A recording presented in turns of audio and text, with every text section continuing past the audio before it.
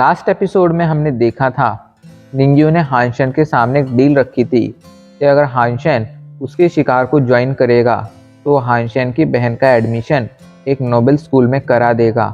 हानशन ने उस डील को मान लिया था, लेकिन जब वो शिकार पर जाता है तब वहाँ पर हानशन को समझ आता है कि असल में निंग्यू ने ये शिकार उस नेल बीस्ट को मारने के लिए नहीं बनाया था, बल्कि वो तो बस हानशन के खंजर की पावर को टेस्ट करना चाहता था। रात को जब सभी लोग खाना खा रहे थे तब अचानक से खाने में मौजूद जहर की वजह से लगभग सभी लोग बेहोश हो जाते हैं। जूटिंग को लगता है कि हानशन भी बेहोश हो चुका है एंड वो हानशन के पास जाकर उससे उसका खंजर मांगता है, लेकिन हानशन देने से मना कर देता है। अब आगे हानशन की बात सुनकर जूटिंग को गुस्सा आ गया था। वो गुस्से में कहता है, अगर मुझे वो खंजर नहीं मिल सकता है तो मैं निंग्यू को भी वो खंजर नहीं लेने दूंगा। ये कहकर वो हानशन पर हमला कर देता है, लेकिन तभी अचानक से हानशन जल्दी से अपना खंजर बाहर निकालता है एंड उसके हमले को ब्लॉक कर देता है। जैसे ही हानशन का खंजर उसकी स्वॉर्ड से टकराता है, हानशन के खंजर के टकराने की वजह से उसकी स्वॉर्ड 2 टुकड़ों में कट जाती है। हानशन ने उसकी स्केटबर्ड रैंक की स्वॉर्ड को 2 टुकड़ों में बहुत इजीली काट दिया था एंड अभी के लिए ये देखकर निंग्यू शॉक में चला गया था। तो शॉक के साथ कहता है, आखिर तुम्हारी बॉडी के ऊपर पॉइजन का असर कैसे नहीं हुआ? मैंने तो तुम्हें स्लीपिंग पॉइजन दिया था। तो इस पर हानशन मुस्कुराने लगता है एंड उस पर हमला करने जाता है, पर तभी निंग्यू जल्दी से चैन फैमिली के 7 ट्विस्ट का यूज़ करता है एंड वहाँ से दूर भाग जाता है। पर यह देखकर अभी के लिए हानशन शॉक हो गया था। वो शॉक के साथ कहता है, आखिर तुम किस तरह चैन फैमिली के 7 ट्विस्ट को जानते हो? पर हानशन के सवाल ने तो जूटिंग को शॉक कर दिया था। वो उसे घूरते हुए कहता है, आखिर तुम चैन फैमिली के 7 ट्विस्ट के बारे में कैसे जानते हो? क्या तुम किसी तरह चैन फैमिली से रिलेटेड हो? अगर हाँ तो तुम मुझे बता सकते हो, मैं तुम्हारी मदद करने की पूरी कोशिश करूँगा। तो इस पर हानशन कहता है, मैं किसी भी तरह चैन फैमिली से रिलेटेड नहीं हूँ, बस मैं उन्हें थोड़ा बहुत जानता हूँ, पर तुम उसे कंसीडर मत ही करो तो अच्छा है। इस पर जूटिंग उसे घूरते हुए कहता है, क्या तुम्हें सच में लगता है कि तुम्हारे ऊपर अगर मेरे स्लीपिंग पॉइजन का असर नहीं हुआ तो तुम बच गए हो? तुम नहीं जानते हो, पर मेरे पास पॉइजन बॉडी है। मेरी पॉइजन बॉडी से अक्सर ही एक बहुत ही पॉइजनस गैस निकलती है एंड जो भी इसे सूंघ लेता है उसकी मौत पक्की हो जाती है। इतनी देर में तुमने इसे ज़रूर सूंघा होगा एंड अब तुम बहुत जल्दी मरने वाले होगे। इस पर हानशन कहता है, क्या मैं सच में मर जाऊंगा? एंड ये कहकर वो खुद को थोड़ा डरा हुआ दिखाने की कोशिश करता है। जूटिंग जब ये देखता है तो उसके पास आकर कहता है, नहीं, अगर तुम चुपचाप मुझे तुम्हारा वो खंजर दे दोगे तो मैं तुम्हें इसका एंटीडोट दे दूंगा, क्योंकि मेरे पास इसका एंटीडोट भी है। लेकिन जैसे ही जूटिंग हानशन के पास आता है, हानशन उसे गुस्से में कहता है, मैं तुम्हारे इस ऑफ़र को रिजेक्ट करता हूँ। ये कहकर वो जूटिंग पर हमला करने लगता है। अभी के लिए जूटिंग शॉक में चला गया था कि आखिर उसके पॉइजन का असर हानशन पर हुआ क्यों नहीं। लेकिन इससे पहले कि वो कुछ समझ पाता, हानशन उसे एक ज़ोरदार पंच मारता है एंड उसे नीचे गिरा देता है। उससे और भी पंच मारने के बाद पूछता है, आखिर तुम क्या क्या जानते हो? एंड मुझे ये बताओ कि आखिर तुम लोग मेरा एक खंजर क्यों पाना चाहते हो? इस पर वो जल्दी से कहता है, मुझे कुछ नहीं पता, मुझे कुछ नहीं पता। पर इस बात ने हानशन को गुस्सा दिला दिया था। वो उसे और ज़्यादा पंचेस मारता है एंड फाइनली जूटिंग बताना शुरू करता है, हानशन, आज इस बीस्ट को हम मारने गए, उसके बारे में तुम्हारा क्या ख्याल है? इस पर हानशन कहता है, वो तो एक नॉर्मल सा स्केटबर्ड रैंक का बीस्ट है ना। इस पर जूटिंग मुस्कुराने लगता है एंड उसे घूरते हुए कहता है, क्या तुम्हें सच में लगता है एक नॉर्मल से स्केटबर्ड रैंक के बीस्ट के लिए कभी निंग्यू तुम्हारी मदद मांगेगा? कभी वो तुम्हारी बहन का एडमिशन किसी नोबेल स्कूल में कराएगा? क्या तुम्हें सच में ऐसा लगता है? इस पर हानशन को गुस्सा आ जाता है एंड वो गुस्से में कहता है, फालतू की बकवास करना बंद करो एंड चुपचाप मुझे जो भी सच है वो बताओ। इस पर अभी के लिए जूटिंग डर चुका था एंड वो सब कुछ पोपट की तरह बोलना शुरू कर देता है। आज से कुछ सालों पहले जब पहली बार ह्यूमंस को इन डेमन वर्ल्ड्स के बारे में पता चला था, तब सबसे पहले एक रिसर्चर की टीम इस डेमन वर्ल्ड में आई थी, लेकिन उनमें से गिने चुने लोग ही रिटर्न लौट पाए थे। एंड जो भी लौटे थे वो सभी लोग लगभग मारे गए थे। लौटने के बाद भी उनमें से कोई जिंदा नहीं बच पाया था। ये देखकर अर्थ की गवर्नमेंट ने तब डिसाइड किया था कि वो कुछ पावरफुल लोगों को अगली बार मिशन पर भेजेंगे। उन्होंने 7 पावरफुल लोगों की उस टाइम पर एक टीम बनाई थी एंड उस टीम को डेमन वर्ल्ड में भेजा था। वो टीम जब डेमन वर्ल्ड में आई थी तब उनके साथ डेमन वर्ल्ड में क्या हुआ ये कोई नहीं जानता, पर जब वो लोग वापस लौटे थे तब उनमें से कुछ लोग मारे जा चुके थे। एंड जो भी वापस लौटा था उनमें से बहुत से लोगों ने अर्थ की गवर्नमेंट को ये बताने से मना कर दिया था कि आखिर डेमन वर्ल्ड में असल में क्या हुआ था। उन भेजे गए लोगों में से मेरी चैन फैमिली एंड निंग फैमिली के पूर्वज भी थे।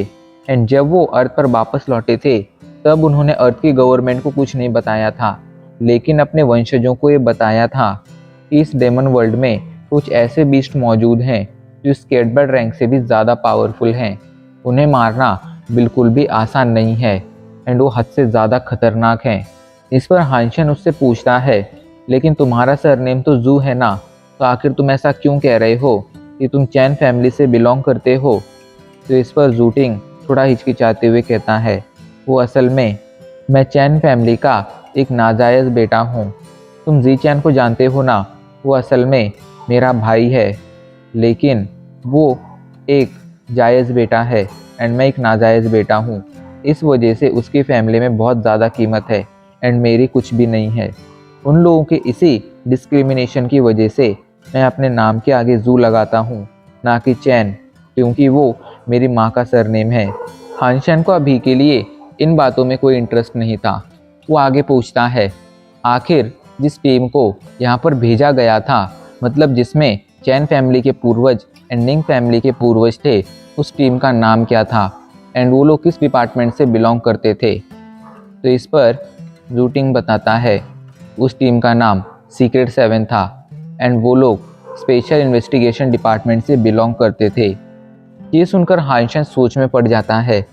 उसे याद था उसके परदादाजी हानजिंग भी सीक्रेट 7 के एक मेंबर थे, साथ ही साथ उनका स्पेशल इन्वेस्टिगेशन डिपार्टमेंट से भी कोई ना कोई संबंध था। एंड उन्होंने अपने पीछे जो इन्फॉर्मेशन छोड़ी थी वो जूटिंग की इन्फॉर्मेशन से मैच हो रही थी। शायद जूटिंग अभी के लिए सच कह रहा था एंड उसके परदादाजी हानजिंग स्पेशल टीम के कोई मेंबर थे। लेकिन अगर वो इतने ज़्यादा पावरफुल थे तो आखिर हानशन को उनके बारे में कुछ भी क्यों नहीं पता था, ये उसे समझ नहीं आ रहा था। जूटिंग कहता है, हानशन मैंने तुम्हें सब बता दिया है, प्लीज़ अब मुझे यहाँ से जाने दो। इस पर हानशन मुस्कुराते हुए कहता है, मैंने ये कहा था कि सब कुछ जानने के बाद मैं तुम्हें नहीं मारूंगा। मैंने ये कब कहा था कि मैं तुम्हें यहाँ से जाने दूंगा? अगर तुम चाहते हो कि मैं तुम्हारी जान बख्श दूं तो चुपचाप मुझे अपना उस स्केटबर्ड रैंक का एरो दे दो। ये सुनकर जूटिंग पहले तो मना करता है, लेकिन फिर वो डर के कारण जल्दी से हानशन को अपना स्केटबर्ड रैंक का एरो दे देता है एंड कहता है, अब तो मुझे जाने दो। इस पर हानशन मुस्कुराने लगता है एंड कहता है, मैंने तुमसे कहा ही नहीं था कि मैं तुम्हें जाने दूंगा, मैंने बस इतना कहा था कि मैं तुम्हारी जान बख्श दूंगा, तो मैंने अभी के लिए तुम्हारी जान बख्श दी है। चलो अब जल्दी से लीडर यांग एंड उसके साथियों को होश में लेकर आओ। लीडर यांग एंड उसके साथियों के होश में आते ही मैं तुम्हें उन्हें सौंप दूंगा। ये कहकर हानशन उसे घूरने लगता है तो जूटिंग डर जाता है एंड वो मना करने लगता है कि ऐसा मत करो, लेकिन हानशन फिर उसे और पंचेस मारता है। एंड जब जूटिंग को कोई और रास्ता नहीं दिखता है तो उसे लीडर यांग एंड उसके साथियों को होश में लेकर आना पड़ता है।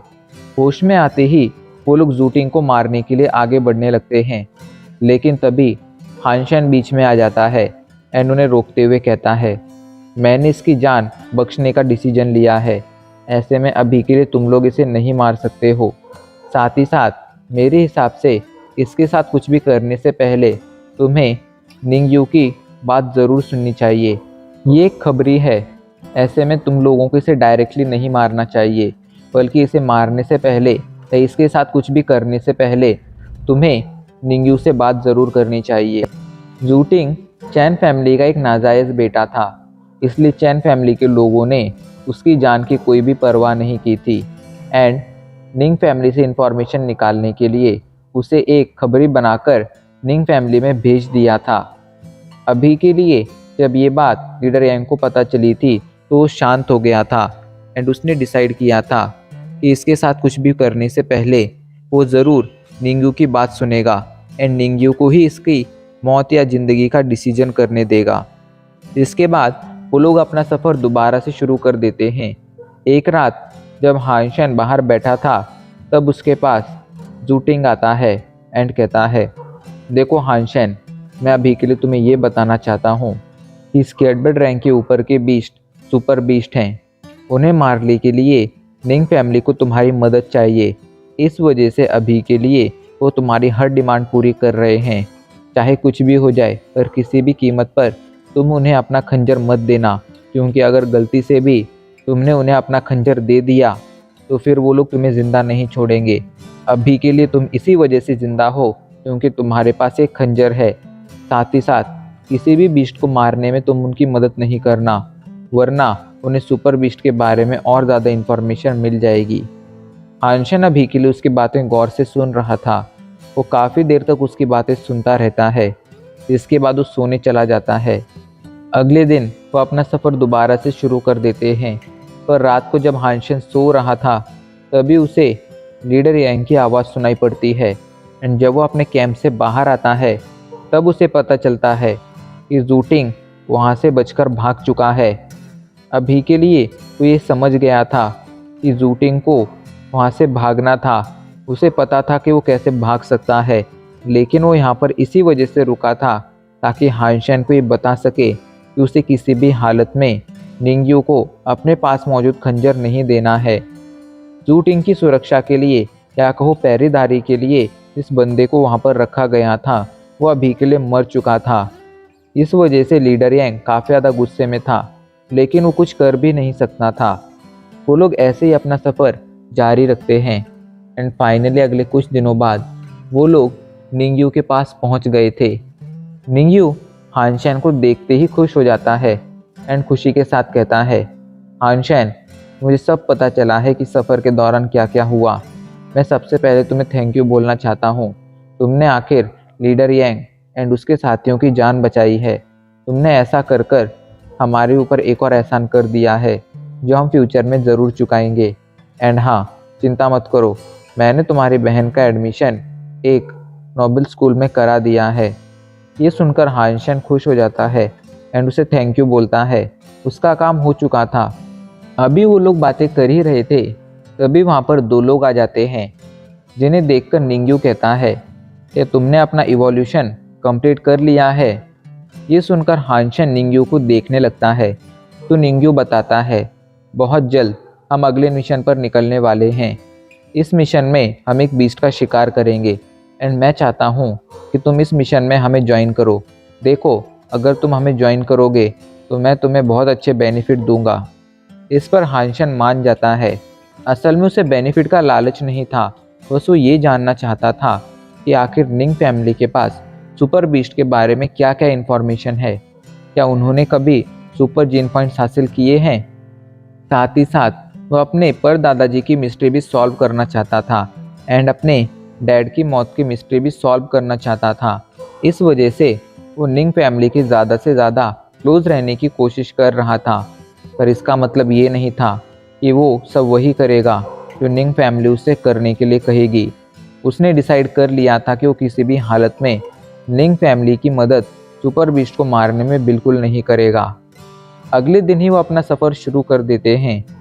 रास्ते में वो लोग जब आगे बढ़ रहे थे तभी हानशन पानी पीने के लिए एक तालाब के पास जाता है।